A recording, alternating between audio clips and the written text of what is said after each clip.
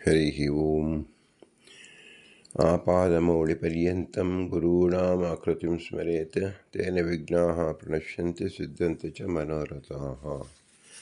ಶ್ರೀಗುರುಭ್ಯೋ ನಮಃ. ಪರಮಗುರುಭ್ಯೋ ನಮಃ. ಶ್ರೀಮದಾನಂದತೀರ್ಥಭಗವತ್ಪಾದಾಚಾರ್ಯಗುರುಭ್ಯೋ ನಮಃ.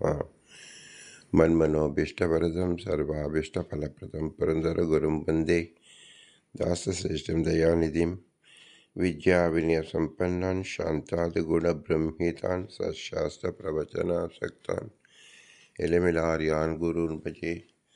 ಪೃಥ್ವೀಮಂಡಲಮಧ್ಯಸ್ಯಾಃ ಪೂರ್ಣಬೋಧಮತಾನುಗಾಃ ವೈಷ್ಣವಾಃ ವಿಷ್ಣುಹೃದಯಾಃ ತಾನ್ ನಮಸ್ಯೆ ಗುರುಂ. ಹರಿ ಓಂ. ಶ್ರೀಶಾ ಪಾಹಿ. ಅನಂತಕೋಟಿ ಬ್ರಹ್ಮಾಂಡ ನಾಯಕ ಎಂಬುದು ಶ್ರೀ ಪುರಂದರದಾಸರು ರಚಿಸಿದ ಭವ್ಯ ಗ್ರಂಥ. ಶಾಸ್ತ್ರ ಪ್ರಮೇಯಗಳು 180 ಗಜ್ಜೆ ಮಾಲೆಗಳು.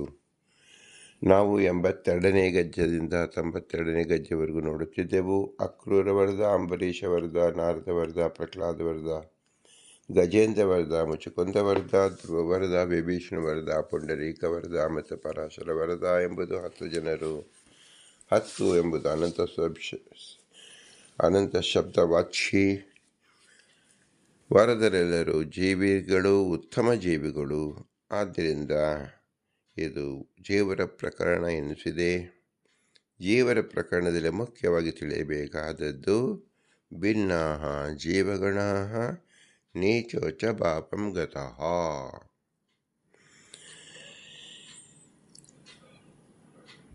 ಎಲ್ಲ ಜೀವರಿಗೂ ಭಗವತ್ ಪ್ರಜ್ಞೆ ಬೇಕು, ಜಡದ ಪ್ರಜ್ಞೆ ಬರಬೇಕು. ಯಾತಕ್ಕೋಸ್ಕರವಾಗಿ ಅಂದರೆ ತಾವು ಇರುವುದು ಚೇತನತ್ವ, ಪರಮಚೇತನದ ಅರಿವು ಬೇಕು. ಅಚೇತನದ ಅರಿವು ನಮಗೆ ಬೇಕು. ಆಗ ಮಾತ್ರ ಚೇತನದ ಸಂಪೂರ್ಣ ತಿಳುವಳಿಕೆಯಾಗುವುದು. ಸಕಲ ಜೀವರು ಚೇತನರು ಅಂತ ಹೇಳಿದಾಗ ಚೇತಯತೀತಿ ಚೇತನಃ. ಏನು ಚೇತಯತೆ ಅಂದರೆ ಸತ್ತಾತ್ರಯ ತ್ರೈವಿಧ್ಯ ಪರಾಪೇಕ್ಷತ್ವ. ಸ್ವರೂಪ ಸತ್ತ, ಪ್ರಮಿತಿ ಸತ್ತ, ಪ್ರವೃತ್ತಿ ಸತ್ತ ಎಂಬುದು ಯಾರ ಅಧೀನದಲ್ಲಿ ಇದೆಯೋ ಅವರು ಉತ್ತಮ ಚೇತನ. ಅಧೀನದಲ್ಲಿ, ತಮ್ಮ ಅಧೀನದಲ್ಲಿಲ್ಲದೆ ಪರಾಧೀನದಲ್ಲಿ ಇರ್ತಕ್ಕಂಥದ್ದು ಅಸ್ವತಂತ್ರವಾಗಿರ್ತಕ್ಕಂಥದ್ದು ಚೇತನರು. ಈ ಸತ್ತಾತ್ರಯವೇ ಇಲ್ಲದೆ ಇರತಕ್ಕಂಥದ್ದು ಅಚೇತನವು ತಿಳಿಬೇಕು. ಮುಖ್ಯವಾಗಿ ಭಗವಂತ ಮುಖ್ಯ ಚೇತನ.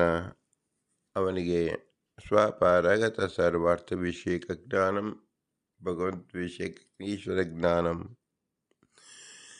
ಜೀವರ ಜ್ಞಾನ ಭಗವಂತನ ಅಧೀನವಾಗಿರ್ತಕ್ಕಂಥ ಜ್ಞಾನ. ಭಗವಂತ ಮಾತ್ರ ಸ್ವತಂತ್ರನಾದವ ಅಂತ ಹೇಳಿದ್ದರಿಂದ ಸ್ವತಂತ್ರ ಎಂಬತಕ್ಕಂಥದ್ದು ಕೇವಲ ಒಬ್ಬ ವ್ಯಕ್ತಿ ಮಾತ್ರ ಇರಬಲು ಸಾಧ್ಯ. ಇಬ್ಬರು ಸ್ವತಂತ್ರರಾದರೆ ಅವರೆಲ್ಲ ಪೈಪೋಟಿ ಹತ್ತಿ ಒಬ್ಬರು ಉಳಿಬೇಕಾಗುತ್ತದೆ. ಆದ್ದರಿಂದ ತಾತ್ವಿಕವಾಗಿಯೂ ಸಹ ಸ್ವತಂತ್ರ ಎಂಬುದು ಏಕ ಏವನೇ ಭಗವಂತ. ಆದ್ದರಿಂದ ಯಾವ ಜೀವರು ಯಾವ ಶಬ್ದದಲ್ಲಿ ಏನನ್ನು ತಿಳಿದರು, ಯಾರು ಸ್ವತಂತ್ರ ವ್ಯಕ್ತಿಯನ್ನು ಸರ್ವಗುಣ ಸಂಪೂರ್ಣ ಸರ್ವದೋಷ ವಿದೂರತ್ವ ಎಂಬ ಲಕ್ಷಣದಿಂದ ತಿಳಿಯುತ್ತಾರೋ ಅವನೇ ಪರಮಚೇತನ, ಅವನನ್ನೇ ಭಗವಂತ, ಅವನೇ ವಿಷ್ಣು, ಅವನೇ ಪರಮಾತ್ಮ, ಅವನೇ ಬ್ರಹ್ಮ ಎಂದು ಕರೆಯಲ್ಪಡುವುದು. ಅವನ ಮುಖ್ಯ ಗುಣ ಏನು ಅಂದರೆ ಎಲ್ಲ ಜೀವರನ್ನು ತನ್ನ ಅಧೀನದಲ್ಲಿಟ್ಟುಕೊಂಡಿರ್ತಕ್ಕಂಥದ್ದು, ಸೃಷ್ಟಿಯಾದ ಅಷ್ಟಕ್ರಿಯೆಗಳನ್ನು ಮಾಡತಕ್ಕಂಥದ್ದು ಎಂಬುದು ನಮಗೆ ಶಾಸ್ತ್ರದಿಂದ ತಿಳಿದು ಬರುತ್ತದೆ. ಸೃಷ್ಟಾದಿ ಕರ್ಮಗಳು ಮಾಡುವಾಗ ಚೇತನಗಳು ನಿತ್ಯವಾದ್ದರಿಂದ ಭಗವಂತನ ಅಧೀನದಲ್ಲಿರುವುದರಿಂದ ಭಗವಂತನು ನಿತ್ಯ, ಜೀವರು ನಿತ್ಯ. ಸೃಷ್ಟಾದಿ ಕರ್ಮಗಳು ಮಾಡುವಾಗ ವಿಕಾರವನ್ನು ನೋಡುತ್ತೇವೆ. ಆದ್ದರಿಂದ ಮೂರನೆಯದಾದ ಪದಾರ್ಥಗಳು, ಅದೇ ಪ್ರಕೃತಿ, ಅದೇ ಜಡ ಪದಾರ್ಥಗಳು. ಜಡ ಪದಾರ್ಥಗಳ ಉಪಯೋಗಿಸಿಕೊಂಡು ಜೀವನಿಗೆ ಬೇಕಾದ ಸೃಷ್ಟಿಯಾದಿಗಳನ್ನು ಮಾಡುವ ಭಗವಂತ ಎಂಬುದನ್ನಾಗಿ ನಾವು 3 ಭಗವಂತ, ಜೀವ ಮತ್ತು ಜಡದ ಬಗ್ಗೆ ಪ್ರಜ್ಞೆ ಇರಬೇಕು. 3 ಇರುವುದರಿಂದ 5 ಸಹಜವಾದ ಭಿನ್ನತೆಗಳಿರುತ್ತದೆ. ಭಗವಂತ ಸ್ವತಂತ್ರನಾದ್ದರಿಂದ ಅವನ ಅಸ್ವತಂತ್ರದ ಜೀವನದಿಂದ ಭಿನ್ನನಾಗಿದ್ದಾನೆ ಮತ್ತು ಜಡವಾದ ಪ್ರಕೃತಿಯಿಂದಲೂ ಭಿನ್ನನಾಗಿದ್ದಾನೆ ತಿಳಿಯಬೇಕು. ಪರಸ್ಪರ ಭಿನ್ನನಾಗಿ ಜೀವರು ಅನಂತ ಸಂಖ್ಯೆಯಲ್ಲಿರುವುದರಿಂದ ಅಲ್ಲಿ ಭೇದವಿದೆ. ಜಡದಲ್ಲೂ ಅನಂತ ಸಂಖ್ಯೆಯಲ್ಲಿ ಜಡ ಪದಾರ್ಥ ಇರುವುದರಿಂದ ಭೇದವಿದೆ. ಇವೆರಡರಲ್ಲಿ ಮಾತ್ರ ಎರಡೆರಡು ಭೇದವನ್ನು ನೋಡಬಹುದು. ಭಗವಂತನಲ್ಲಿ ಮಾತ್ರ ತನ್ನಲ್ಲಿ ಯಾವ ಭೇದವೂ ಇಲ್ಲ. ಆದ್ದರಿಂದ ಜಡದಲ್ಲಿ 2 ಭೇದ, ಜೀವರಲ್ಲಿ 2 ಭೇದ. ಭಗವಂತನಲ್ಲಿ ಒಂದು ಭೇದವನ್ನು ಮಾತ್ರ, ತಾನು ಜೀವರಿಂದ ಜಡರಿಂದ ಭಿನ್ನನಾಗಿದ್ದಾನೆ ಎಂಬುದನ್ನು ತಿಳಿಯುವುದೇ ಪಂಚಭೇದ ಎನಿಸಿಕೊಳ್ಳುತ್ತದೆ. ಇದನ್ನು ಮಧ್ವಮತದ ಮೂಲ ಪ್ರಮೇಯಗಳಾಗಿದೆ. ಜೀವರಲ್ಲಿ ನೀಚೋಚ್ಚ ಭಾವ ಎಂಬುದು ಭಿನ್ನತೆಯಿಂದ ಉಂಟಾದದ್ದು, ಅದೇ ತಾರತಮ್ಯ ಮತ್ತು ಪಂಚಭೇದ. ಜೀವರಿಗೆ ಭಗವಂತನ ದತ್ತಕವಾದದ್ದು ಕರ್ತೃತ್ವವಿದೆ. ಜೀವೋಪಿ ಕರ್ತಃ ಶಾಸ್ತ್ರಾರ್ಥವತ್ವಾತ್. ಸಕಲ ವೇದ, ಇತಿಹಾಸ, ಪುರಾಣಗಳನ್ನು ಅರ್ಥ ಮಾಡಿಕೊಳ್ಳಬೇಕಾದರೆ ಕರ್ತೃತ್ವ ಬೇಕು. ಆದ್ದರಿಂದ ಜೀವನಿಗೆ ಪರಮಾತ್ಮನಿಂದ ದತ್ತಕವಾದ ಕರ್ತೃತ್ವವಿದೆ. ಜೀವನಿಗೆ ಭಗವಂತನಿಗೆ ದತ್ತಕವಾದ ಪ್ರಯತ್ನ ಎಂಬುದಿದೆ. ಮತ್ತು ಕರ್ತೃತ್ವ ಮತ್ತು ಪ್ರಯತ್ನದಿಂದ ಜಡಗಳ ಸಂಪರ್ಕದಿಂದ ಜೀವ ಕರ್ಮವನ್ನು ಮಾಡುತ್ತಾನೆ. ನ ಕಶ್ಚಿಕ್ಷಣಮಪಿ ತಿಷ್ಠತ್ಯಾತು ಅಕರ್ಮಕತ್ತು ಎಂಬುದು ಭಗವಂತನ ವಾಕ್ಯವಾದ್ದರಿಂದ ಎಲ್ಲ ಜೀವರು ಸತತವಾಗಿ ಕರ್ಮವನ್ನು ಮಾಡುತ್ತಲೇ ಇರುತ್ತಾರೆ. ಆದ್ದರಿಂದ ಯಾವ ಜೀವರು ಕರ್ಮವಿಲ್ಲದೆ ಇದ್ದಾರೆ ಎಂಬ ಕಾಲವೇ ಇಲ್ಲ, ಪ್ರಸಂಗವೇ ಇರುವುದಿಲ್ಲ. ಈ ಕರ್ಮವನ್ನು ಜೀವರು ಯಾವ ರೀತಿಯಲ್ಲಿ ತಿಳಿದು ಮಾಡಬೇಕು ಎಂಬುದನ್ನು ಚಿಂತಿಸಿದವು. ಬುದ್ಧಿಮಾನ್ ಭಗವಂತನ ಅಧೀನದಲ್ಲಿದೆ ಎಂಬುದರ ಮೊದಲ ಜ್ಞಾನ ಮತ್ತು ಜೀವನ ಯೋಗ್ಯತೆ, ಅವನ ಪ್ರಯತ್ನ ಮತ್ತು ಅನಾದಿಯಾದ ಕಾಮಕರ್ಮಗಳ ದಶೆಯಿಂದ ಭಗವಂತ ಆಯಾ ಕಾಲದಲ್ಲಿ ಕರ್ಮವನ್ನು ಮಾಡಲು ಪ್ರಚೋದಿಸುತ್ತಾನೆ ಎಂಬುದನ್ನು ತಿಳಿಯಬೇಕು. ಹಾಗಾದರೆ ಈ ಪ್ರಚೋದನೆ ಎಂಬತಕ್ಕಂಥದ್ದು ನಾವು ಹಿಂದೆ ತಿಳಿದಂತೆ ಜೀವರಲ್ಲಿ ನೀಚೋಚ್ಚತಮ ಇರುವುದರಿಂದ ಕರ್ಮದಲ್ಲೂ ಸಹ ನೀಚೋಚ್ಚತಮ ಇರುತ್ತದೆ. ಉತ್ತಮರು ಹೇಗೆ ಮಾಡುತ್ತಾರೆ ಕರ್ಮವನ್ನು, ಅಧಮರು ಹೇಗೆ ತಿಳಿಯುತ್ತಾರೆ ಮತ್ತು ಮಧ್ಯಮರು ಹೇಗೆ ತಿಳಿಯುತ್ತಾರೆ ಎಂಬುದು ಇಂದಿನ ವಿಷಯವಾಗಿದೆ. ಇದನ್ನು ಭಗವದ್ಗೀತೆಯ 4ನೇ ಅಧ್ಯಾಯದ 18ನೇ ಶ್ಲೋಕದಲ್ಲಿ ಶ್ರೀಕೃಷ್ಣ ಪರಮಾತ್ಮನು ಅರ್ಜುನ ನೆಪವಾಗಿ ಮಾಡಿಕೊಂಡು ನಮಗೆ ತಿಳಿಸಿದ್ದಾನೆ. ಬುದ್ಧಿಮಾನ್ ಯೋಗಯುಕ್ತಾ ಕರ್ಮಕೃತ ಪದಾನಂ ಅರ್ಥನಿರೂಪಣಂ ಅಯಮೇವ ಪರಮೇಶ್ವರ ಸರ್ವದಾ ಸರ್ವಸೃಷ್ಟ್ಯಾದಿ ಕರೋತಿ ಇತಿ ಸಾ ಬುದ್ಧಿಮಾನ್ ಜ್ಞಾನಿ. ಯಾರು ಪ್ರತಿ ಕ್ಷಣದಲ್ಲಿಯೂ ಸಹ ಭಗವಂತನಿಂದಲೇ ಈ ಕಾರ್ಯ ನಡೆಯುತ್ತಿದೆ, ಈ ಕರ್ಮ ನಡೆಯುತ್ತಿದೆ, ಚಿಂತನೆ ನಡೆಯುತ್ತಿದೆ ಎಂಬುದನ್ನು ಯಾರು ತಿಳಿದುಕೊಳ್ಳುತ್ತಾರೋ ಮೊದಲಿಗೆ ಅವನನ್ನು ಜ್ಞಾನಿ, ಅಂದರೆ ಅಪರೋಕ್ಷ ಜ್ಞಾನಿ ಎಂದು ಹೆಸರು. ತನ್ನ ಅಸ್ವಾತಂತ್ರ್ಯನ್ನು ಕಂಡುಕೊಂಡವ, ಭಗವಂತನ ಸ್ವಾತಂತ್ರ್ಯನ್ನು ತಿಳಿದುಕೊಂಡವ ಎಂದರ್ಥ. ಸಯೇವ ಯುಕ್ತಃ ಯೋಗಯುಕ್ತಃ ಸರ್ವಕರಣ ಸಯೇವ ಕೃತ್ವಾ ಕರ್ಮಕೃತ ಕೃಷ್ಣ ಫಲತ್ವಾತ್. ಯಾರು ಹೀಗೆ ತಿಳಿದು ಕರ್ಮವನ್ನು ಮಾಡುತ್ತಾರೋ ಭಗವದ್ ಅಧೀನದಲ್ಲಿ ನನಗೆ ತೃಪ್ತವಾದ ಕರ್ಮವನ್ನು ಭಗವಂತ ನನ್ನಲ್ಲಿ ನಿಂತು ಮಾಡಿಸುತ್ತಿದ್ದಾನೆ ಎಂಬ ಪ್ರಜ್ಞೆ ಯಾರಿಗೆ ಬರುತ್ತದೋ ಅವರಿಗೆ ಆ ಕರ್ಮದ ಫಲ ಸುಕರ್ಮ ಯೋಗ್ಯವಾಗಿರುತ್ತದೆ ಎಂಬುದು ತಾತ್ಪರ್ಯ.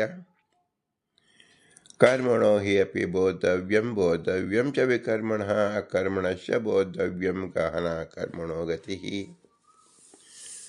ಸತ್ಕರ್ಮಕ್ಕಿಂತ ದುಷ್ಕರ್ಮ ಮತ್ತು ಕರ್ಮಹೀನತೆಯನ್ನು ಬೇರೆಯಾಗಿ ತಿಳಿಯಬೇಕು. ದುಷ್ಕರ್ಮಕ್ಕಿಂತ ಸತ್ಕರ್ಮ ಮತ್ತು ಕರ್ಮಹೀನತೆಯನ್ನು ಬೇರೆಯಾಗಿ ತಿಳಿಯಬೇಕು. ಕರ್ಮಹೀನಕ್ಕಿಂತ ಸತ್ಕರ್ಮ ಮತ್ತು ದುಷ್ಕರ್ಮಗಳನ್ನು ಬೇರೆಯಾಗಿ ತಿಳಿಯಬೇಕು. ಕರ್ಮದ ಪರಿಜ್ಞಾನ ಕಷ್ಟ ಶ್ರಮದಿಂದ ತಿಳಿಯಬಹುದು. ಶಾಪಾದ ಪ್ರಬಲ ಕಾರಣದಿಂದ ಕರ್ಮ ದುಗ್ನೇಯವಾಗಿಲ್ಲ, ಅದು ಅದರ ಸ್ವಭಾವ. ಈಗ ನಮಗೆ ಕಾಣಿಸುವುದು ಮೂರು: ಒಂದು ಸತ್ಕರ್ಮ, ಇನ್ನೊಂದು ದುಷ್ಕರ್ಮ, ಎಂದು ಕರ್ಮಹೀನತೆ. ಪ್ರತಿಯೊಂದು ಸಹ ಭಿನ್ನ ಭಿನ್ನವಾಗಿ ತಿಳಿಯತಕ್ಕಂಥದ್ದು. ಇದನ್ನು ಶ್ರೀಮದಾನಂದ ತಮ್ಮ ಭಾಷ್ಯದಲ್ಲಿ ಸುಂದರವಾಗಿ ವಿವರಿಸಿದ್ದಾರೆ. ನ ಕೇವಲಂ ತತ್ ಜ್ಞಾತ್ವೋ ಮೋಕ್ಷಸೆ ಜ್ಞಾತ್ವ ಇವ ಇಚ್ಛಾಶ್ರಯ ಕರ್ಮಣ ಇತಿ ತಚ್ಚೋಕ್ತಂ ಅಜ್ಞತ್ವ ಭಗವಾನ್ ಕಸ್ಯ ಕರ್ಮ ಕರ್ಮ ವಿಕರ್ಮಕಂ. ಶಾಸ್ತ್ರ ಮುನಿಯನ್ನು ಉದ್ದೇಶಿಸಿ ಕರ್ಮ ಅಕರ್ಮ ಮತ್ತು ವಿಕರ್ಮಗಳನ್ನು ತಿಳಿದಿದ್ದರೆ ಭಗವಂತ ಯಾರಿಗೆ ತಾನೇ ಪ್ರತ್ಯಕ್ಷನಾದನು? ಮುಕ್ತಿಯಾದರೂ ಹೇಗೆ ಆದೀತು? ಸಕಲ ಜೀವರು ಶಾಸ್ತ್ರವನ್ನು ತಿಳಿಯಬೇಕು. ಶಾಸ್ತ್ರದಲ್ಲಿ ಏನು ತಿಳಿಯಬೇಕು? ಮೂರು ವಿಧವಾದ ಕರ್ಮವನ್ನು ತಿಳಿಯಬೇಕು. ಯಾವುದು ಕರ್ಮ, ಯಾವುದು ಅಕರ್ಮ, ಯಾವುದು ವಿಕರ್ಮ. ಮೂರು ಕರ್ಮಗಳನ್ನು ಭಗವಂತನೇ ಮಾಡಿಸುವಾಗ ನಾವು ಇದು ತಿಳಿದು ಮಾಡುವುದರಲ್ಲಿ ಏನಿದೆ ಅಂದರೆ, ಭಗವಂತ ಮಾಡಿಸುವನಾದರೂ ಭಗವಂತ ತನ್ನ ಸ್ವೇಚ್ಛೆಯಿಂದಲೇ ಮಾಡತಕ್ಕಂಥವನಲ್ಲ.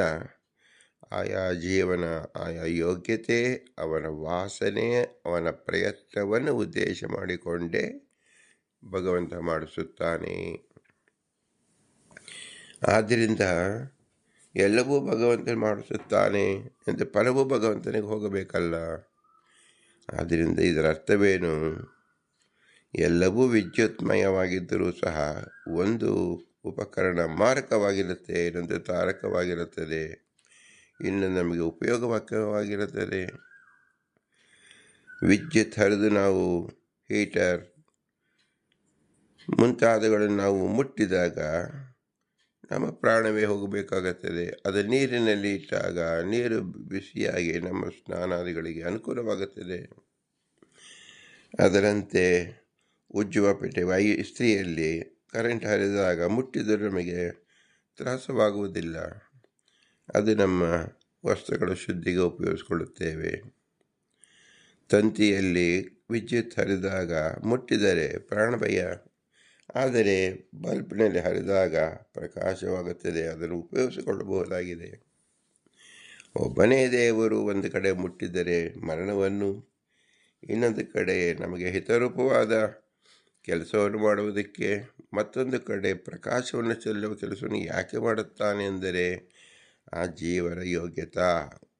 ತಂತಿಯಲ್ಲಿ ಹರಿದ ವಿದ್ಯುತ್ ಪ್ರಕಾಶವನ್ನು ತರಿಸಿತು.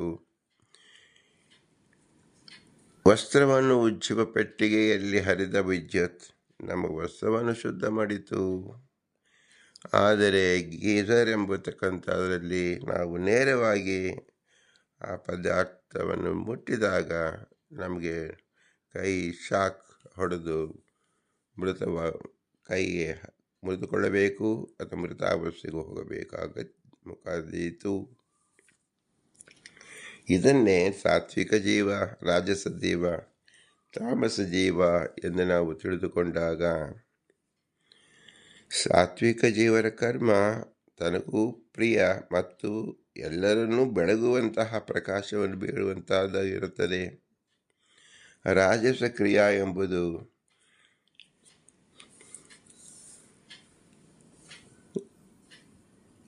ಜಾಗರೂಕತೆಯಾಗಿ ಕೆಲಸ ಮಾಡಿದಾಗ ಮಾತ್ರ ನಮಗೆ ಉಡುಪನ್ನು ಸರಿಯಾಗಿ ಮಡಿಸುವುದಕ್ಕೆ ಉಪಯೋಗಿಸವಾಗುತ್ತದೆ. ವಿಕೃತವಾಗಿ ಉಪಯೋಗಿಸಿದರೆ ಅದೇ ನಮ್ಮನ್ನು ಕೈ ಸುಡುತ್ತದೆ. ಆದರೆ ಗೀಸರ್ ಎಂಬತಕ್ಕಂಥದ್ದು ಮೂರನೇ ಉಪಕರಣ. ಅದು ಮುಟ್ಟದೇ ಕೇವಲ ನೀರಿನಲ್ಲಿ ಅಥವಾ ಬಾಯ್ಲರ್ನಲ್ಲಿ ಬೇರೆ ಪದಾರ್ಥದಲ್ಲಿ ನೀರಿನ ಸಂಪರ್ಕ ಹೊಂದಿಸಿದಾಗ ಮಾತ್ರ ಆ ನೀರು ಬಿಸಿಯಾಗಿ ನಮಗೆ ಉಪಯೋಗವಾಗುತ್ತದೆ, ಹೊರತು ಸ್ಪರ್ಶ ದೂರದಿಂದಲೇ ನೋಡಬೇಕು. ಹೀಗೆ ತಾಮಸ ಜೀವರಲ್ಲಿ ಕರ್ಮಗಳನ್ನು ಮಾಡಿಸುತ್ತಾನೆ. ಇದು ಪ್ರತಿನಿತ್ಯ ಪ್ರತಿದಿನವೂ ಪ್ರತಿ ಜೀವರು ಅನುಭವಿಸುವ ಸತ್ಯ ಸಂಗತಿಯಾಗಿದೆ. ಇದನ್ನು ನಾವು ಹೇಗೆ ತಿಳಿದುಕೊಳ್ಳುವುದು ಎಂದು ಶಾಸ್ತ್ರದ ಆಧಾರದ ತಿಳಿದುಕೊಳ್ಳಬೇಕು.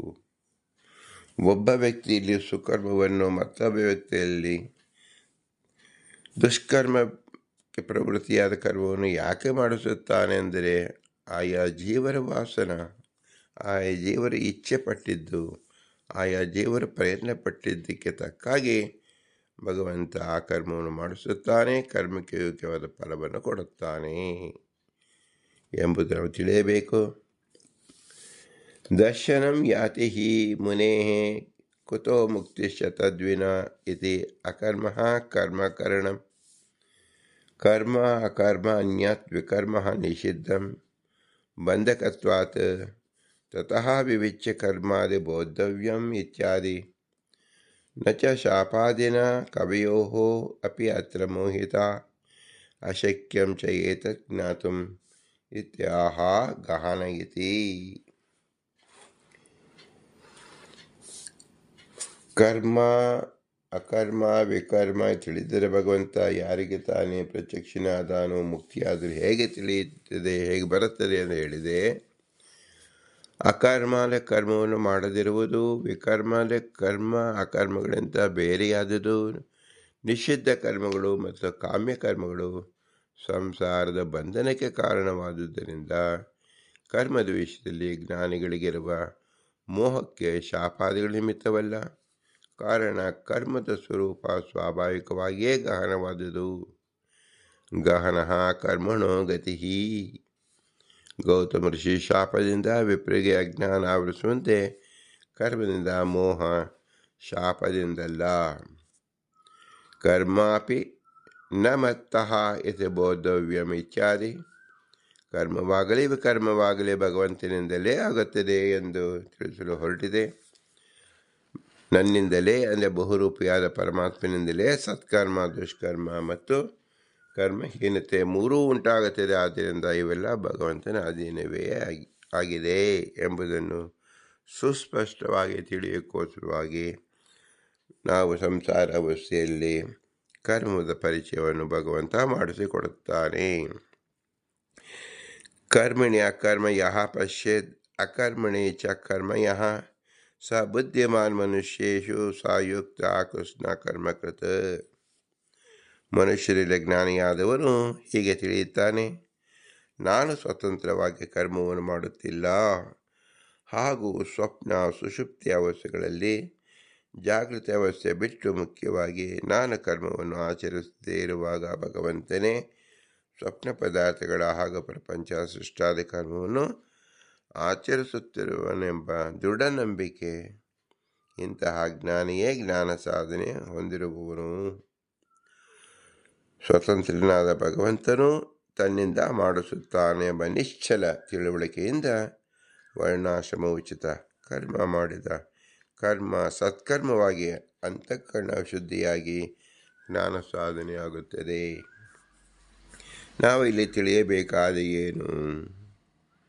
ಭಗವಂತ ನಮ್ಮಲ್ಲಿ ಕರ್ಮ ಅಕರ್ಮ, ಸುಕರ್ಮ ದುಷ್ಕರ್ಮ ಈ ರೀತಿಯಾಗಿ ಕರ್ಮ ಮಾಡಿಸುತ್ತಾನೆ. ಯಾಕೆ ತಿಳಿಯಬೇಕು ಎಂದರೆ, ಮೂಲಭೂತವಾಗಿ ಎಲ್ಲ ಜೀವರು ಅಸ್ವತಂತ್ರರಾದ್ದರಿಂದ ಎಂಬುದನ್ನು ವೇದದಿಂದ ಓದಿ ತಿಳಿಯಬೇಕು, ಅನುಭವದಿಂದ ತಿಳಿಯಬೇಕು ಮತ್ತು ಅನುಮಾನದಿಂದಲೂ ತಿಳಿಯಬೇಕು.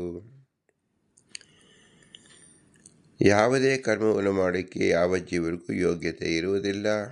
ಅನೇಕ ಜೀವರು ಸೇರಿದಾಗ ಒಂದು ಸಣ್ಣ ಕೆಲಸವನ್ನು ಮಾಡಬಹುದಾಗುತ್ತದೆ. ಇದರಿಂದ ನಾವು ತಿಳಿಯುವುದು ಏನು? ನನ್ನ ಶಕ್ತಿಯೊಂದಿಗೆ ಇನ್ನೊಬ್ಬರ ಶಕ್ತಿ ಬೆರೆತಾಗ ನನಗೆ ಆಗಲಾರದ ಕರ್ಮವನ್ನು ಕೆಲಸವನ್ನು ಮಾಡಬಹುದು ಎಂಬುದು ಸಾಧಾರಣ ತಿಳುವಳಿಕೆ. ಎಲ್ಲ ಜೀವರು ಅಲ್ಪ ಶಕ್ತಿ ಉಳ್ಳವರಾದ್ದರಿಂದ ದೊಡ್ಡ ದೊಡ್ಡ ಕೆಲಸವನ್ನು ಮಾಡುತ್ತಿದ್ದಾರೆ ಎಂದರೆ ಆಗ ನಮಗೇನು ತಿಳಿಬೇಕು? ಅಲ್ಪಜ್ಞರೊಂದಿಗೆ ಸರ್ವಶಕ್ತನಾದ ಭಗವಂತನ ಶಕ್ತಿ ಸೇರಿಸುವುದರಿಂದ ಆ ಕರ್ಮವನ್ನು ಮಾಡಿದ ಎಂದು ತಿಳಿಯಬೇಕು. ಅಂದರೆ ಏನರ್ಥ? ಭಗವಂತನಿಂದಲೇ ಅಲ್ಪಜ್ಞಾನದ ಜೀವರು ಮಾಡಿದರು ಎಂದು ತಿಳಿಯುವುದಾಗಿದೆ. ಇದು ಆಗಮದಲ್ಲಿ ಪ್ರಸಿದ್ಧವಾಗಿದೆ. ಪ್ರತ್ಯಕ್ಷದಲ್ಲೂ ನಾವು ತಿಳಿಯುತ್ತೇವೆ. ನಮ್ಮ ಉಸಿರಾಟ ನಾವು ಮಾಡುತ್ತಿದ್ದೇವೆ ಎಂದು ಭ್ರಮಿಸುತ್ತೇವೆ. ಉಸಿರಾಟದಲ್ಲಿ ನಮ್ಮ ಪಾತ್ರವೆಷ್ಟು, ಭಗವಂತನ ಪಾತ್ರವೆಷ್ಟು ಚಿಂತಿಸಿ ನೋಡಿ.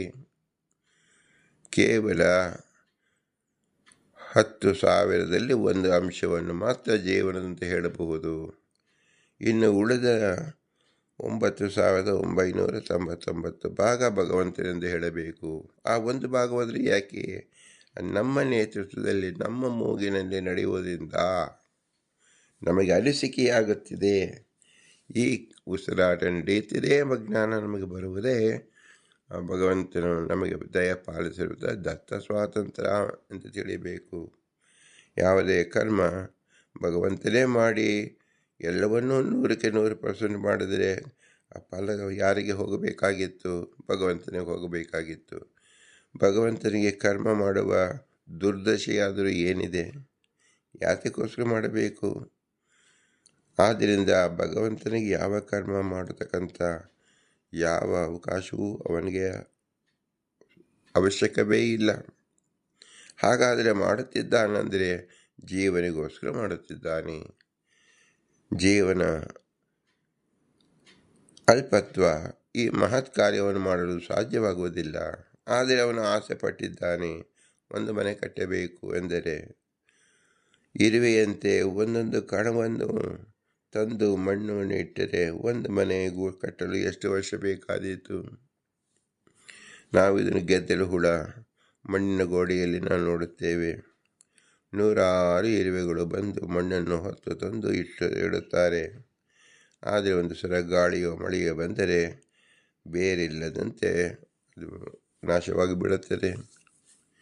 ಮನುಷ್ಯರಾದರೆ 16 ವರ್ಷ, 26 ವರ್ಷ, 50, 100 ವರ್ಷ ಬದುಕಬೇಕೆಂಬ ಅಪೇಕ್ಷೆ ಉಳ್ಳತಕ್ಕಂಥವನು ಅವನಿಗೆ ಮಣ್ಣಿನ ಮನೆ, ಇರುವೆಯ ಮನೆಯಲ್ಲಿ ಇರಲು ಸಾಧ್ಯವೇನು? ಗಟ್ಟಿಮುಟ್ಟಾದ ಕಲ್ಲುಗಳಿಂದ ಕಟ್ಟಿಸುತ್ತಾನೆ. ಈ ಕಟ್ಟಿಸೋದಕ್ಕೆ ಬೇಕಾದ ಶಕ್ತಿ ಅವನಲ್ಲಿ ಇಲ್ಲ. ಆದ್ದರಿಂದ ಅವನು ಯಂತ್ರವನ್ನು ಉಪಯೋಗಿಸುತ್ತಾನೆ. ಯಂತ್ರವನ್ನು ಮಾಡುವವರು ಯಾರು? ಮಾಡಿಸಿದವನು ಯಾರು? ಭಗವಂತ. ನಾವು ಈ ರೀತಿಯಲ್ಲಿ ಪ್ರತ್ಯಕ್ಷದಲ್ಲಿ ನಾವು ತಿಳಿಯಬಹುದಾಗಿದೆ. ನಮ್ಮ ಕೈಯಲ್ಲಿ ಆಗದೇ ಇದ್ದದ್ದನ್ನು ಯಂತ್ರ ಸಹಾಯದಿಂದ ಮಾಡಬಹುದು. ಯಂತ್ರ ಎಂಬುದು ಯಾವುದು? ಮಂತ್ರ ಸಹಿತವಾದ ಮಂತ್ರವೇದ್ಯವಾದ ಭಗವಂತನ ಅಪ್ರತಿಮ ಪ್ರತಿಭೆ ಎಂದು ತಿಳಿಯಬೇಕು. ಯಂತ್ರ ಎಂಬುದು ಕೇವಲ ಜಡದಲ್ಲಿ ಯಾವ ಚಲನ ಚೇತನಾತ್ಮಕ ಇಲ್ಲ. ಹಾಗಾದರೆ ನಮಗೆ ಸಹಾಯ ಮಾಡಿತಲ್ಲ ಅಂದರೆ ಸಹಾಯ ಮಾಡಿದವರು ಯಾರು? ಯಂತ್ರದಲ್ಲಿರತಕ್ಕಂಥ ಭಗವಂತ ಎಂದು ಇಷ್ಟು ಮಾತ್ರ ನಾವು ತಿಳಿದಾಗ ನಮಗೆ ಉಪಯುಕ್ತವಾದ ಎಲ್ಲ ಯಂತ್ರಗಳು ಭಗವನ್ಮಯವಾದಿದೆ.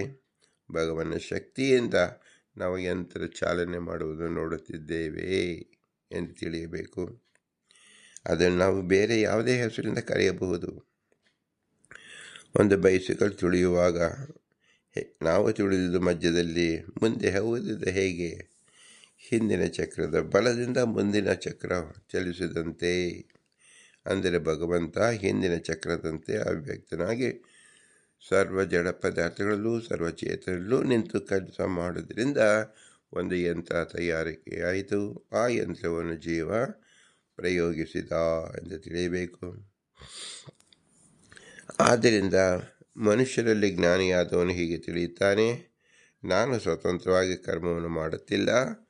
ಹಾಗೂ ಸ್ವಪ್ನ ಮತ್ತು ಸುಷುಪ್ತಿ ಅವಸ್ಥೆಯಲ್ಲೂ ಸಹ ನಾನು ಕರ್ಮವನ್ನು ಆಚರಿಸದೇ ಇರುವಾಗ ಭಗವಂತನೇ ಸ್ವಪ್ನ ಪದಾರ್ಥಗಳ ಮತ್ತು ಪ್ರಪಂಚ ಸೃಷ್ಟಿಯಾದ ಕರ್ಮವನ್ನು ಆಚರಿಸುತ್ತಿದ್ದಾನೆ ಎಂಬ ದೃಢ ನಂಬಿಕೆ ಇರಬೇಕು. ನಾವು ಮಲಗಿದ್ದಾಗ ಸ್ವಪ್ನ ಬಂದಾಗ ನಮ್ಮ ಕೈ ಚಳಕವೇನಿದೆ ಅಲ್ಲಿ ನಾವು ಯಾರಾದರೂ ಸ್ವಪ್ನವನ್ನು ಈ ರೀತಿಯೇ ಬರಬೇಕು ಅಂತ ಕಲ್ಪನೆ ಮಾಡಿಕೊಂಡಾಗ ಆ ರೀತಿ ಸ್ವಪ್ನ ಬರಲು ಸಾಧ್ಯವೇನು?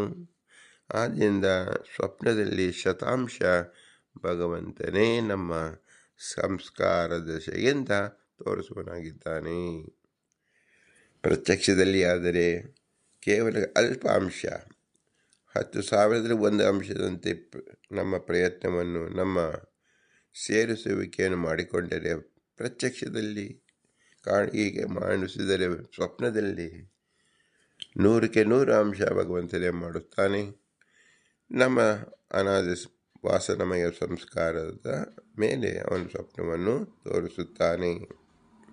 ಮತ್ತು ಸುಷುಪ್ತಿಯಲ್ಲಿ ತಾನಿದ್ದೇನೆ ಎಂಬುದನ್ನು ಬಿಟ್ಟರೆ ಇನ್ನು ಯಾವ ಕರ್ತೃತ್ವ ಇರುವುದಿಲ್ಲ. ಆದರೂ ಆಗ ಆನಂದವನ್ನು ಕೊಡುತ್ತಾನೆ ಭಗವಂತ. ಆಗ ಸರ್ವ ಸ್ವತಂತ್ರ ಭಗವಂತನದು ಒಂದು ತಿಳಿಯುವಿಕೆ ಅದು ಅನುಕೂಲವಾಗುತ್ತದೆ. ಸ್ವಪ್ನದಲ್ಲಿ ಸ್ವಗತ ಸ್ವಾತಂತ್ರ್ಯ ಮತ್ತು ಬಾಹ್ಯದಲ್ಲಿ ದತ್ತ ಸ್ವಾತಂತ್ರ್ಯ, ಮೂರೂ ಕಡೆಯೂ ಸಹ ಭಗವಂತನಿಂದಲೇ ಕೊಟ್ಟಂತಹ ಸ್ವಾತಂತ್ರ್ಯದಿಂದ ನಾವು ತಿಳಿದುಕೊಳ್ಳಲು ಸಾಧ್ಯವಾಯಿತು. ಅದರಿಂದಲೇ ಕರ್ಮವನ್ನು ಮಾಡಲು ಸಾಧ್ಯವಾಯಿತು ಎಂಬುದನ್ನು ತಿಳಿಯೋಕ್ಕೋಸ್ಕರವಾಗಿ ಜಾಗೃತಾವಸ್ಥೆ, ಸ್ವಪ್ನಾವಸ್ಥೆ ಮತ್ತು ಸುಷುಪ್ತಾವಸ್ಥೆ ಎಂಬುದು ಭಗವಂತ ಪ್ರತಿನಿತ್ಯವೂ ದಿನದಲ್ಲಿ ಹಲವು ಬಾರಿ, ಅನಂತ ಬಾರಿ ಕೊಡುತ್ತಾ ಇರುತ್ತಾನೆ. ಇದನ್ನು ಯಾತಕ್ಕೆ ಕೊಡುತ್ತಾನೆಂದರೆ ಎಚ್ಚರಿಕೆ ಕೊಟ್ಟಂತೆ. ಭಗವಂತ ಒಬ್ಬನಿಗೆ ನಿದ್ರಿಸುತ್ತಾನೆ ಅಂದರೆ ನಿದ್ರೆ ಮಾಡಿಸಿದವರು ಯಾರು? ಭಗವಂತನ ಪ್ರಜ್ಞೆ ಬರಲಿ ಎಂದು ನಿದ್ರಿಸುತ್ತಾನೆ. ಸ್ವಪ್ನವನ್ನು ತೋರಿಸುತ್ತಾನೆ. ನಿನ್ನಿಂದ ಏನೂ ಸಾಧ್ಯವಿಲ್ಲ, ನಾನೇ ತೋರಿಸುತ್ತೇನೆ ಎಂಬುದನ್ನು ತೋರಿಸುತ್ತಾನೆ. ಹಾಗೆ ಸುಷುಪ್ತಾವಸ್ಥೆಯಲ್ಲಿ ಪೂರ್ಣ ಆನಂದವನ್ನು ಕೊಡುತ್ತಾನೆ. ಇದು ಸಹ ಭಗವಂತನೇ ಕೊಡತಕ್ಕಂಥದ್ದು 100ಕ್ಕೆ 100 ಅಂಶ. ಅಲ್ಲಿ ಜೀವನ ಪಾತ್ರ ಏನೂ ಇರುವುದಿಲ್ಲ. ಇದನ್ನು ಪ್ರತಿದಿನವೂ ಪ್ರತಿ ಜೀವರೂ ನಾವು ತಿಳಿದುಕೊಂಡಾಗ ಜೀವನ ಸ್ವಾತಂತ್ರ್ಯತೆ ಎಂಬುದು ಅತಿ ಸ್ಫುಟವಾಗಿ ತಿಳಿದು ಬರುತ್ತದೆ. ಯಾವಾಗ ಜೀವನ ಸ್ವಾತಂತ್ರ್ಯ ನಮಗೆ ತಿಳಿಯುತ್ತದೋ ಆಗ ನಾವು ಮಾಡತಕ್ಕಂಥ ಸಕಲ ಕರ್ಮಗಳೂ ಸಹ ಭಗವಂತನ ಅಧೀನದಿಂದಲೇ ನಡೆಯುತ್ತದೆ ಎಂಬ ನಿಶ್ಚಿತ ಜ್ಞಾನ ಬರುತ್ತದೆ. ಇದನ್ನು ಶ್ರೀಮದಾನಂದ ತೀರ್ಥರು ತಮ್ಮ ಭಾಷ್ಯದಲ್ಲಿ ಸ್ಪಷ್ಟಪಡಿಸಿದ್ದಾರೆ. ಕರ್ಮಾದಿ ಸ್ವರೂಪಮಾಹ ಕರ್ಮಣೀತಿ ಕ್ರಿಯಾಮಣಿ ಸತಿಯ ಕರ್ಮ ಯಪಶ್ಯೇತ್ ವಿಷ್ಣೋರೇವ ಕರ್ಮ ನಾಹಂ ಚಿತ್ ಪ್ರತಿಬಿಂಬ ಕಿಂಚಿತ್ ಕರೋಮಿ ಇತಿ ಅಕರ್ಮಣಿ ಸುಪ್ತಾದೌ ಅಕರ್ಣಾವಸ್ಥಾಯಂ ಪರಮೇಶ್ವರಸ್ಯ ಕರ್ಮ ಯ ಪಶ್ಯತಿ ಅಯಮೇವ ಪರಮೇಶ್ವರಃ. ಸರ್ವದಾ ಸರ್ವಸೃಷ್ಟ್ಯಾದಿ ಕರೋತಿ ಸಾ ಬುದ್ಧಿಮಾನ್ ಜ್ಞಾನಿ ಸ ಏವ ಯುಕ್ತಃ ಯೋಗಯುಕ್ತಃ ಸರ್ವಕರಣಾತ್ ಸ ಏವ ಚ ಕೃಷ್ಣ ಕರ್ಮಕೃತೋ ಕೃಷ್ಣ ಫಲತ್ವಾತ್. ಉಚಿತವಾದ ಅಂದರೆ ಸೋಚಿತವಾದ ಅಂದರೆ ಏನರ್ಥ? ವರ್ಣಾಶ್ರಮ ಕರ್ಮವನ್ನು ಮಾಡುತ್ತಿರುವಾಗ ಕರ್ಮಣಿ, ಆ ಕರ್ಮ ತಾನು ಮಾಡುತ್ತಿಲ್ಲ ಎಂದು ತಿಳಿದವನು ಪರಮಾತ್ಮನೇ ಈ ಕಾರ್ಯವನ್ನು ಮಾಡಿಸುವನು, ನಾನವನ ಅಧೀನ, ಆದ್ದರಿಂದ ಸ್ವತಂತ್ರವಾಗಿ ಏನನ್ನು ಮಾಡಲಾರೆ ಎಂಬ ಭಾವನೆ ಇರುವ ಜಾಗೃತಾವಸ್ಥೆಯಲ್ಲಿ ಹಾಗೂ ಕರ್ಮ ಮಾಡದಿರುವ ಅಕರ್ಮಣಿ ಸ್ವಪ್ನ ನಿದ್ರಾದಿ ಅವಸ್ಥೆಗಳಲ್ಲಿ ಪ್ರತಿನಿತ್ಯದ ಈ ಅವಸ್ಥೆಗಳಲ್ಲಿ ಹಗಲು ರಾತ್ರಿ ಭಗವಂತನೇ ಎಲ್ಲವನ್ನೂ ಮಾಡುತ್ತಾನೆ ಎಂದು ತಿಳಿದಿರುವವನು ಜ್ಞಾನಿ, ಅವನೇ ಬುದ್ಧಿವಂತ. ಅಂತಹವನೇ ಕ್ರಮೇಣ ಸಕಲ ಕರ್ಮಗಳ ಫಲವಾದ ಜ್ಞಾನವನ್ನು ಪಡೆದು ಮೋಕ್ಷವನ್ನು ಹೊಂದುತ್ತಾನೆ. ಈ ರೀತಿಯಲ್ಲಿ ಪ್ರತಿ ಕ್ಷಣವೂ ಕರ್ಮ ಮಾಡದೇ ಇರಲು ಸಾಧ್ಯವಿಲ್ಲ. ಆ ಕರ್ಮ ಭಗವಂತ ಮಾಡಿಸುತ್ತಿದ್ದಾನೆ ಎಂಬ ನಿಶ್ಚಲ ಪ್ರಜ್ಞೆ ಬಂದಾಗ ಆ ಕರ್ಮ ಅವನಿಗೆ ಬಾಧಿತವಾಗುವುದಿಲ್ಲ ಮತ್ತು ಆ ಕರ್ಮದಿಂದ ಜ್ಞಾನ ಉಂಟಾಗುತ್ತದೆ. ಆ ಜ್ಞಾನ ಎಂಬುದು ಮೋಕ್ಷಕ್ಕೆ ಕಾರಣವಾಗುತ್ತದೆ ಎಂಬುದೇ ತಾತ್ಪರ್ಯ. ಅದನ್ನು ತಾತ್ಪರ್ಯದಲ್ಲಿ ಶ್ರೀಮದಾನಂದ ತೀರ್ಥರು ತಿಳಿಸುತ್ತಾರೆ. ಕರ್ಮಣಿ ಜೀವೇ ಅಸ್ವಾತಂತ್ರ್ಯಾದ ಕರ್ಮ ಕರ್ಮವಿಧಿ ಫಲಯೋ ಅಭಾವಾತ್ ಅಕರ್ಮಣಿ ವಿಷ್ಣು ಸ್ವಾತಂತ್ರ್ಯಾತ್ ಸರ್ವಕರ್ತೃತ್ವಂ ಕರೋ ಅಸ್ಮಿನ್ ಮೀಯತೆ ಇತಿ ಕರ್ಮಃ ಕರೋ ಅಸ್ಮಿನ್ ಮೀಯತೆ ಇತಿ ಕರ್ಮಃ ಜೀವ ಉದಾಹೃತಃ ವಿಧಿಶಬ್ದೇರಾಮಿತತ್ವಾತ್ ಅಕರ್ಮ ಭಗವಾನ್ ಹರಿಃ ಇತಿ ನಾರದೀಯೇ ಕರ ಇತಿ ಸಕಾರಾಂತಃ ಅದೃಷ್ಟವಾಚಿ ಕ್ರಿಯಾವಾಚಿ ವಾ ತದಧೀನತ್ವಾತ್ ಪ್ರಸಿದ್ಧಶ್ಚ ಜೀವೇ ಕರ್ಮಶಬ್ದಃ ಪಂಚರಾತ್ರೇ ಕೃಷ್ಣಫಲತ್ವಾತ್ ಕೃಷ್ಣ ಕರ್ಮಕೃತ್. ಜೀವನಿಗೆ ಕರ್ತೃತ್ವವಿಲ್ಲ ಎನ್ನುವುದನ್ನು ಕರ್ಮಣಿ ಅಕರ್ಮ ಎಂಬುದಾಗಿ ಪ್ರಯೋಗಿಸಿದ್ದಾರೆ. ಕರ್ಮ ಶಬ್ದವು ಜೀವ ಎಂಬ ಅರ್ಥವನ್ನು ತಿಳಿಸುವುದರಿಂದ ಪಂಚರಾತ್ರದಲ್ಲಿ ಜೀವನು ಅಸ್ವತಂತ್ರನಾದ್ದರಿಂದ ಅವನಿಗೆ ಕರ್ಮವಿಲ್ಲ, ಸ್ವಾತಂತ್ರ್ಯ ಕರ್ಮವಿಲ್ಲ, ಅಂದರೆ ಅಕರ್ಮ ಎಂದು ತಿಳಿಸಿದ್ದಾರೆ. ಆದರೆ ವಿಷ್ಣುವನ್ನು ಅಕರ್ಮಣಿ ಚ ಕರ್ಮ ಎನ್ನುತ್ತಾರೆ. ಕಾರಣ ಅವನಲ್ಲಿ ಸರ್ವಕರ್ತೃತ್ವ, ಸ್ವಾತಂತ್ರ್ಯೇಣ ಹಾಗೂ ಕರ್ಮಗಳ ವಿಧಿ ಮತ್ತು ಫಲಗಳು ಇಲ್ಲವಾದುದರಿಂದ ಎಲ್ಲ ಕರ್ಮಗಳನ್ನು ಜ್ಞಾನಿಗಳು ಮಾಡದಿದ್ದರೂ ಎಲ್ಲ ಕರ್ಮ ಫಲವಾಗಿ ಸಿಗಬಹುದಾದ ಮೋಕ್ಷ ಫಲವು ಯೋಗ್ಯತಾನುಸಾರವಾಗಿ ನಿಶ್ಚಿತವಾಗಿ ದೊರೆಯುವುದರಿಂದ ಅವರನ್ನು ಎಲ್ಲ ಕರ್ಮಗಳನ್ನು ಮಾಡಿದವನು ಕೃಷ್ಣ ಕರ್ಮಕೃತು ಎಂದಿದ್ದಾರೆ. ಸ್ವತಂತ್ರನಾದ ಭಗವಂತನೇ ಕರ್ಮವನ್ನು ಮಾಡುವವನು. ಸ್ವಪ್ನದಲ್ಲಿ ಆನೆ, ಕುದುರೆ, ಸಿಂಹ ಮುಂತಾದ ಪದಾರ್ಥವನ್ನು ತೋರಿಸುವವನು. ಬಾಹ್ಯ ಪ್ರಪಂಚ ಮಹತ್ತತ್ವಾದ ಮೊದಲಾದವನ್ನು ಸೃಷ್ಟಿಸುವವನು ಎಂದು ತಿಳಿಯುವನು. ಕರ್ಮಸ್ವರೂಪ ಜ್ಞಾನ ಬುದ್ಧಿಮಾನ್ ಜ್ಞಾನಿ ಎನಿಸಿಕೊಳ್ಳುತ್ತಾನೆ. ಜ್ಞಾನೋಪಾಯ ಸಿದ್ಧಿ ಉಳ್ಳವನು ಎಂದರ್ಥ. ಆದ್ದರಿಂದ ಮುಖ್ಯವಾಗಿ ತಿಳಿಯಬೇಕಾದದ್ದು ಏನು? ಭಗವಂತ ಸರ್ವಕರ್ತ, ಸ್ವತಂತ್ರ. ಅವನ ಅಧೀನದಲ್ಲಿ ಚೇತನರು ಕರ್ಮವನ್ನು ಮಾಡುತ್ತಿದ್ದಾರೆ. ಮಾಡುವುದಕ್ಕೆ ಹಿಂಬಲವಾಗಿ ಆಯಾ ಜೀವರ ಅನಾದಿಯಾದ ಕಾಮಕರ್ಮಗಳು ವಾಸನಾಮಯವಾದದ್ದು, ಇಚ್ಛಾರೂಪಕವಾದದ್ದು, ಪ್ರಯತ್ನಕರೂಪವಾದದ್ದು ಇವೆಲ್ಲವೂ ಸೇರಿದೆ ಎಂಬುದನ್ನು ತಿಳಿಯಬೇಕು. ಇದೇ ಮುಖ್ಯ ತತ್ವ. ಕರ್ಮ ಮಾಡದೇ ಇರಲು ಸಾಧ್ಯವಿಲ್ಲ. ಎಲ್ಲರೂ ಮಾಡುತ್ತಾರೆ. ಮಾಡಿಸುವವನು ಭಗವಂತ. ಆ ಕರ್ಮ ಮಾಡಿಸುವಾಗ ನನ್ನ ಕಾಮ್ಯ ಕರ್ಮವನ್ನೇ, ನನ್ನ ಪ್ರಯತ್ನವನ್ನೇ, ನನ್ನ ಹಿಂದಿನ ಇಚ್ಛೆಯನ್ನೇ ಅವಲಂಬಿಸಿ ಮಾಡಿಸುತ್ತಿದ್ದಾನೆ ಎಂಬುದು ನಾವು ತಿಳಿದರೆ ಕರ್ಮದಲ್ಲಿ ನಾವು ಅಕರ್ಮವನ್ನು ಕಂಡಂತೆ. ಕರ್ಮ ಮಾಡುತ್ತಿದ್ದರೂ ಸಹ ನಾನು ಕರ್ಮ ಮಾಡುತ್ತಿಲ್ಲ ಎಂದಾಗ ಅದು ಅಕರ್ಮ ಎನಿಸುತ್ತದೆ. ಅಂದರೆ ಭಗವಂತನಿಂದಲೇ ಕರ್ಮ ನಡೆದಿತು ಎಂಬುದನ್ನು ತಿಳಿಸುವುದಕ್ಕೋಸ್ಕರವಾಗಿ ಅಕರ್ಮ ಶಬ್ದ ಬಳಕೆಯಲ್ಲಿದೆ. ಅಕರ್ಮ ಶಬ್ದದಿಂದ ಭಗವಂತನನ್ನು, ಜೀವನನ್ನು ಒಂದೇ ಶಬ್ದದಿಂದ ತಿಳಿಯಬಹುದಾಗಿದೆ. ಎಲ್ಲ ಕರ್ಮಗಳು ಭಗವಂತನಿಂದಲೇ ನಡೆಯುತ್ತಿದೆ. ಜೀವನು ಯಾವ ಕರ್ಮವನ್ನು ಮಾಡಲು ಶಕ್ಯನಲ್ಲ. ಒಬ್ಬನು ಸ್ವಾತಂತ್ರ್ಯವಿದೆ, ಇನ್ನೊಬ್ಬನಿಗೆ ಪಾರತಂತ್ರ್ಯವಿದೆ. ಸ್ವಾತಂತ್ರ್ಯವಿದ್ದವ ಕರ್ಮವನ್ನು ಮಾಡಬಲ್ಲ, ಪಾರತಂತ್ರ್ಯವಿದ್ದವನು ಕರ್ಮ ಮಾಡಲಾರ. ಇದೇ ಸಿದ್ಧಾಂತ ಮತ್ತು ವೇದಾಂತ.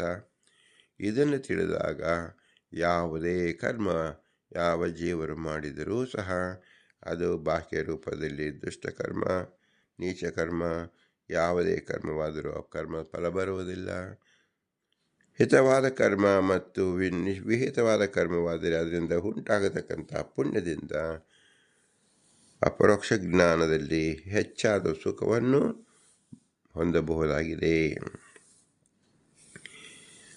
ಹೇಗೆ ನಾವು ನಡೆಯಲು ಪ್ರಾರಂಭಿಸಿದಾಗ ನಮ್ಮ ಒಂದು ಕಾಲು ಮತ್ತೊಂದು ಕಾಲನ್ನು ಮೀರಿಸುವಂತೆ ಇಡುತ್ತೇವೆ. ಇದಕ್ಕೆ ಚಲನ ಅಂತ ಹೆಸರು. ಸ್ಥಳಾಂತರ ಮಾಡುತ್ತೇವೆ. ಒಂದು ದೇಶದಿಂದ ಭಿನ್ನ ದೇಶ ಸಂಪರ್ಕವಾಗುವುದೇ ಚಲನ ಎಂದ ಹೆಸರು. ಈ ಸಂಪರ್ಕ ವಿಯೋಗಗಳು ಆಗುವುದು ಭಗವಂತನಿಂದ. ವಿಯೋಗವಾಗುವುದು ಒಂದು ಪಾದವನ್ನು ಎತ್ತಿದಾಗ. ಮಾಡಿಸುವನು ಭಗವಂತ, ಸಂಪರ್ಕ ಕೂಡಿಸುವನು ಭಗವಂತ.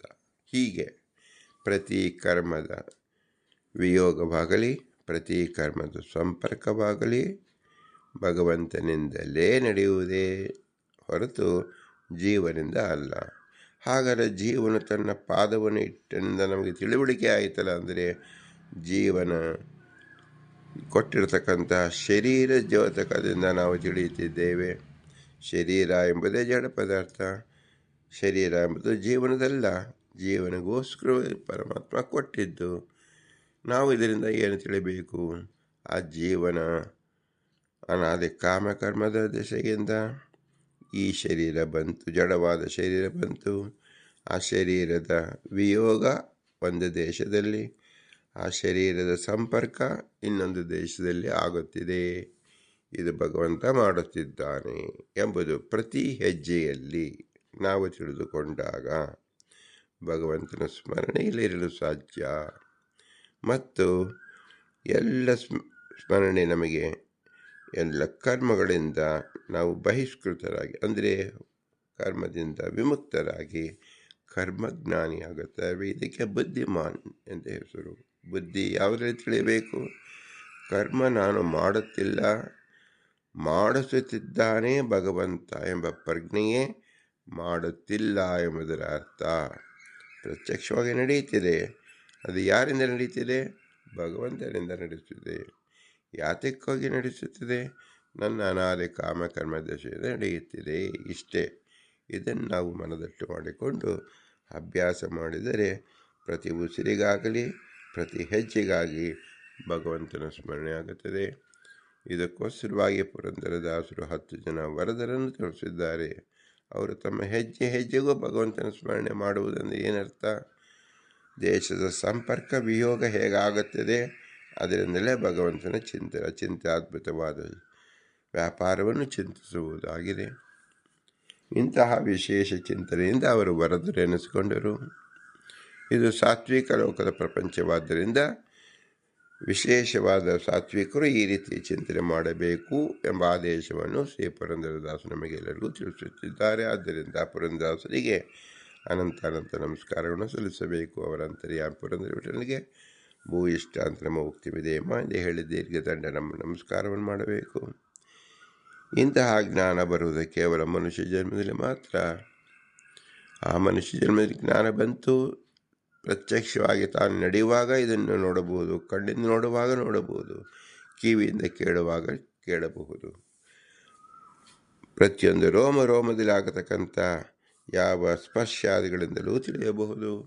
ಎಲ್ಲವೂ ಸಂಪರ್ಕ ವಿಯೋಗಗಳಿಂದ ಕೂಡಿದೆ, ಎಲ್ಲವೂ ಕ್ರಿಯೆಯಾಗಿದೆ. ಇದು ಭಗವಂತನಿಂದಲೇ ನಡೆಯುತ್ತದೆ ಎಂಬ ಸಂಪೂರ್ಣ ಜ್ಞಾನವನ್ನು ಹೊಂದಿದಾಗ ಅವನು ಬುದ್ಧಿಮಾನ್ ಆಗುತ್ತಾನೆ, ಅವನ ಅಪರೋಕ್ಷ ಜ್ಞಾನ ಎನಿಸಿಕೊಳ್ಳುತ್ತಾನೆ.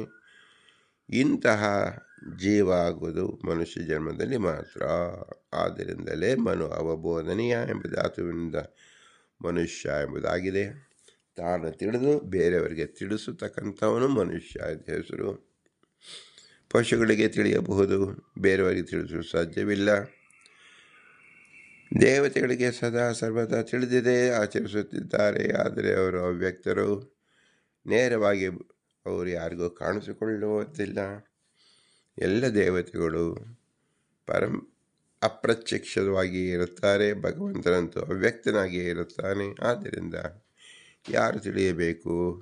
ಯೋಗ್ಯವಾದ ಜೀವಿ ಬುದ್ಧಿಮಾನ್ ಆಗಿರತಕ್ಕಂಥವನೇ ತಿಳಿಯಬೇಕು. ಅವನಿಗೆ ಅವಬೋಧನೀಯ ಮನುಷ್ಯ ಜನ್ಮದಲ್ಲಿ ಸಾಧ್ಯ. ಈ ಮನುಷ್ಯ ಜನ್ಮ ಕೊಟ್ಟಂತಹ ತಂದೆ ತಾಳ ಉಪಕಾರವನ್ನು ವಿಶೇಷವಾಗಿ ನಾವು ಸ್ಮರಿಸಿಕೊಳ್ಳಬೇಕು. ಅವರಿಗೆ ಇರಲು ನೆರವಾದ ಗುರು ಹಿರಿಯರನ್ನು ನೆನೆಸಿಕೊಳ್ಳಬೇಕು. ಇವರಲ್ಲಿ ತತ್ವಾಭಿಮಾನಿಗಳು ನಿಂತು ಈ ಪ್ರೇರಣೆ ಮಾಡಿದ್ರಿಂದ ಅವ್ಯಕ್ತವಾಗಿರತಕ್ಕಂಥ ಸಕಲ ತತ್ವಾಭಿಮಾನ ದೇವತೆಗಳ ಸ್ಮರಣೆಯನ್ನು ಅತ್ಯವಶ್ಯಕವಾಗಿ ಮಾಡಬೇಕು. ಅವರಲ್ಲಿಯೂ ಸಹ ದೇವೋತ್ತಮನಾದ ವಾಯುದೇವರೇ ಸಕಲ ನಿಂತು ಈ ಕೆಲಸವನ್ನು ಮಾಡಿಸುವುದರಿಂದ ಅವನ ಶ್ರೇಷ್ಠತೆಯನ್ನು ಜೀವೋತ್ತಮ ಎಂಬುದನ್ನು ತಿಳಿಯಬೇಕು. ವಾಯು ಜೀವೋತ್ತಮ ತತ್ವ ಎಂಬುದು ಇದೇ ಆಗಿದೆ. ಆದರೆ ಇವರೆಲ್ಲರೂ ಅಸ್ವತಂತ್ರರು. ಸ್ವತಂತ್ರ ಭಗವಂತ ಲಕ್ಷ್ಮೀನಾರಾಯಣ ಮಾತ್ರ. ಅವನೇ ನಮ್ಮ ಬಿಂಬರೂಪ. ಎಲ್ಲವೂ ನಮ್ಮ ಬಿಂಬನಿಂದಲೇ ನಡೆಯುತ್ತದೆ ಎಂಬುದೇ ಸಿದ್ಧಾಂತ. ಯಾರು ಈ ಸಿದ್ಧಾಂತವನ್ನು ಮನಗಂಡು ಉಪಾಸನೆ ಮಾಡುತ್ತಾರೋ ಅದೇ ಬಿಂಬೋಪಾಸನೆ ಎಂದು ಹೆಸರು. ಎಲ್ಲವೂ ನಮ್ಮ ಬಿಂಬನಿಂದಲೇ ನಡೆಯುತ್ತದೆ ಎಂದರೆ ಎಲ್ಲರೂ ತಿಳಿದುಕೊಂಡಾಗ ನಮ್ಮ ಬಿಂಬವೇ ಅಲ್ಲಿರತಕ್ಕಂಥ ಬಿಂಬ, ಸರ್ವ ಜಡದಲ್ಲಿರತಕ್ಕಂಥ ಬಿಂಬ, ಸರ್ವಚೇತನ ಇರತಕ್ಕಂಥ ಬಿಂಬವಾದ್ದರಿಂದ ಇದು ವಿಶ್ವೋಪಾಸನೆ ಎನಿಸಿಕೊಳ್ಳುತ್ತದೆ. ಕಂಡಲ್ಲೆಲ್ಲ ವಿಶ್ವರೂಪಕಾಂಬರೋ. ಇದು ಜ್ಞಾನಿಗಳ ಮತ. ಜ್ಞಾನಿಗಳು ಹೀಗೆ ತಿಳಿದುಕೊಂಡಾಗ ಸರ್ವತ್ರ ವ್ಯಾಪ್ತನಾದ ವಿಷ್ಣುವನ್ನು ತಿಳಿಯಲು ಸಾಧ್ಯವಾಗುತ್ತದೆ. ಆದ್ದರಿಂದಲೇ ವಿಷ್ಣುವಿಗೆ ವಿಶಲ್ವ್ಯಾಪ್ತವು ಅಂದರೆ ಎಲ್ಲರಲ್ಲೂ ವ್ಯಾಪ್ತನಾಗಿದ್ದಾನೆ. ಈ ಒಂದು ಗುಣವನ್ನು ತಿಳಿಸೋಸ್ಕರವಾಗಿ ನಾವು ವಿಷ್ಣು ಎಂದು ಶಬ್ದವನ್ನು ಹೇಳುತ್ತೇವೆ.